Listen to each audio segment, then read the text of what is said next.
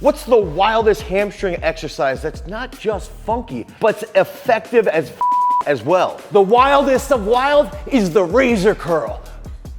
The razor curl is an absolutely phenomenal hamstring exercise that can improve the strength of the semitendinosus because of what you're doing in hip flexion, where there's going to be a very, very large amount of hamstring action.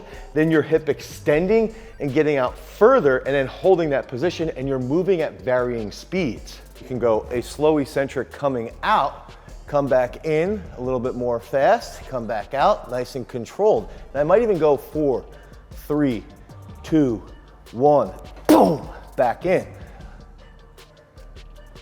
Back in. Now, one of the best ways to train the razor curl is actually doing a time set. I'm gonna show you that here shortly, but if we're doing sets of 5 to 7 reps, that's usually the best rep range that we'll see for success with the hamstrings, especially when you're doing razor curls. Now, I talked about the time sets. We set a clock, let's just say 5 seconds, 10 seconds, somewhere in that range. And if you've got a 5-second clock hit, or a 7-second clock, or a 10-second clock, you've got to get as many reps as possible. So you might do 3 sets of 5 with slow eccentric and then a rapid concentric, and then you might do that time set, and that's going to show you how quickly you're improving your overall hamstring strength. And that might look like getting set, you have a coach that is going to give you that auditory command. You start here, and it's 1, 2, 3,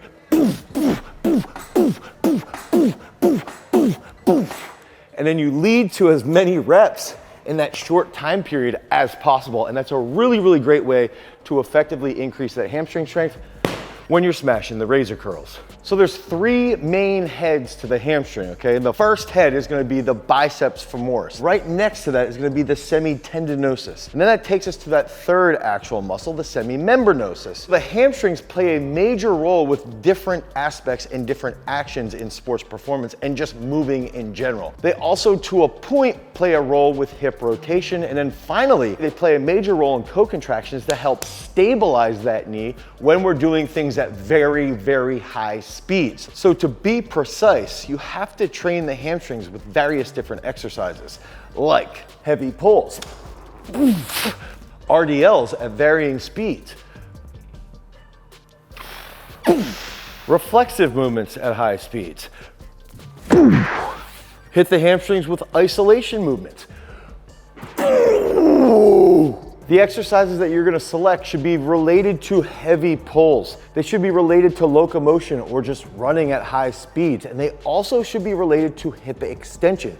Think about vertical jump. Think about hitting people, double leg takedowns, big time jumps, or just driving out of the blocks at very, very high speeds. And I'm giving away 1 free shirt to anyone who loves to have those swole hamstrings. All you have to do is comment down below and make sure all of your channel notifications are on. You've got to show up at our YouTube Live Tuesday and you'll see, did you win that swole shirt? Now, let's get back to getting our hamstrings swole. Now, what's a great way to hit the hammies in isolation, but with a relatively heavy pull? So we want to lengthen slow eccentric, just like I mentioned, and I want to do something like a stiff-legged deadlift using my garage strength straps, available at garagestrength.com. But what I want to do here is really focus on arching my back as much as possible and varying those speeds. So I'll come up, okay? So this would be almost like an RDL, a little bit more knee flexion. A stiff-legged deadlift, I'm going to come forward, and keep that chest moving forward. Did round my upper back a little bit, but try to keep that arched a little bit more. I feel that stretch. And you almost feel that down into your gastroc. Boom. Now, once you get really, really mobile and you can change the varying speeds through the eccentric, you can get even further range of motion by standing on a plate. I recommend hitting this for like 5 sets of 5. 5 sets of 7. Use this as an accessory on that leg power day, maybe after you do a heavier squat. Or if you're on impulse day, you could do this with dumbbells. Again, 5 sets of 5, 5 sets of 7. Make sure you're taking about 1.5 minute rest and focus on those hamstrings getting nice and long and then contributing to that hip extension at the top, arching that back as much as possible. Stiff-legged deadlifts are a phenomenal way to get your heart rate up, but also to really blow up that hamstrings. We want to try and focus on isolating the hamstrings unilaterally, so actually training one leg at a time. And that's where the sprinter glute ham is going to come into play. We're going to do this movement with very slight knee flexion, and then focusing on hip extension when we get to the top of that range of motion. And fortunately, we use exercises like this inside of our app, Peak Strength, where we build out structured strength training programs specific to your sport. So there's a lot of feel that goes into this movement. And again, we're using that sweet glute ham. So we're gonna get on here, and I'm gonna have one leg in, okay, and then one leg on top here. And we're gonna have slight knee flexion, and we wanna feel hip extension almost driving from that quad as we get in. Come back up, focus right here, okay? All I'm doing at this point with my back leg, that leg that's not actually hooked in, is I'm just using that as a baseline for my toes, just driving into the plate slightly. There is gonna be about 20% work coming from this non-focused leg, but really we're trying to enhance this leg right now, and my freaking hamstrings are blowing up, okay? So I'm here, lengthened, I have hip flexion, and I'm gonna have knee flexion here, come up, squeeze the quad into the pad. Boom, boom, boom. And holy crap, that's gonna light up your hamstrings and even a little bit of tying into the glutes and that lower back. Again, these are unique exercises that we use inside of our app, Peak Strength, where you can go through a workout, and if you don't have access to this glute ham, you can even replace it with another sweet hamstring exercise. I recommend doing this on that leg power day, on an impulse day. You can also do time sets here. So 5 sets of 10 seconds is another great way to do this. But we've got to be aware when we're training unilaterally, side to side inefficiencies. If one side is drastically weaker than the other and it's not recruiting as well as we feel like it should be, then we should do that weak side first. And if you guys want to optimize your overall performance, head over to peakstrength.app, the Google Play Store, the Apple iOS Store, and download Peak Strength today for 7 free days of training. During those 7 free days, you can cancel at any time, but the worst thing that's gonna happen is you're gonna get 5 free workouts. What type of hamstring video would this be if we don't mention this next classic exercise? Man, my hamstrings are lit up. I feel like I could go running. Great song from the far side. Now, the next exercise is a movement that really can focus on increasing the strength of our semitendinosus. If we can strengthen the semitendinosus in comparison to the biceps femoris, if we can close that gap and make that semitendinosus a little bit stronger, we're gonna have less injuries in our biceps femoris, which is where most hamstring injuries occur. And there's research that I've shown with collegiate basketball players who've gone and done 10 to 12 weeks straight of this exercise. They've seen that semitendinosus strength improve, and then that leads to a drastic decrease in hamstring injuries, and in turn also strengthens the stability of the knee joint. And so that movement, of course, is going to be the Nordic hamstring curl. And so what we want to focus on is really holding that hip extension right here, okay? We want to squeeze the hip through, and you'll even start to feel up at the top here, right near your glutes, that hamstring action. So we're going to come down, hit, and come back up. Now, you see I have a slight hip flexion on the way back. There is some evidence that that decreases the high threshold motor unit recruitment inside your hamstrings. That's why we really need to focus on having that hip extension, and especially when we're just about at this point on the actual eccentric, really being as upright as possible. And then once we touch that chest, rip that chest back up as quickly as possible. And again, this movement is extremely challenging. I would recommend using a poor man's glute ham like this machine right here. I don't really like when people hold the heels, but you can do that to be effective. But for the most effective performance of this Nordic, I do prefer that poor man's glute ham. Now again, I'm gonna go down nice and controlled.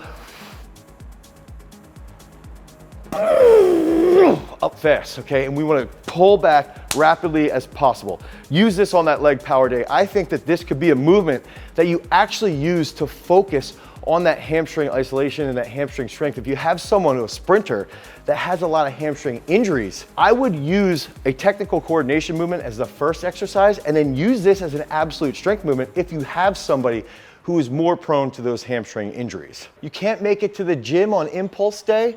This next exercise is something that you can do even at home on a floor. If you're using a towel in a hotel room, you could do this in your kitchen if you wanted. But what we want to think about is having hip extension while also achieving knee flexion. And a lot of people, when they do this movement, they will get cramps in their hamstrings immediately. They will also struggle, myself included, to keep the glutes firing as well while we're keeping those hips extended. So it's a great exercise to train those two different functions of the hamstrings at different speeds. So we're here, we want to do a hip extended knee flexion. So we're not just doing knee flexion here, we want to hold this hip extension. I like to think about driving here. Boom, boom. And we even want to get into the point where, again, we're doing timed sets. Let's say we have 5 sets of 10 seconds or 5 sets of 15 seconds. How many reps can we get in that time frame? So we're here. Okay, so that's a really, really great exercise that you can do in the comfort of your own home or when you're at the gym trying to really focus on the actions of the hamstrings. So the hamstrings are strong. We know that they can be very, very fast and recruit at high speeds. We know they're predominantly fast twitch, especially when compared to their counterpart, the quads. So how can we train them in a manner that's extremely fast and is gonna carry over to the sports performance world?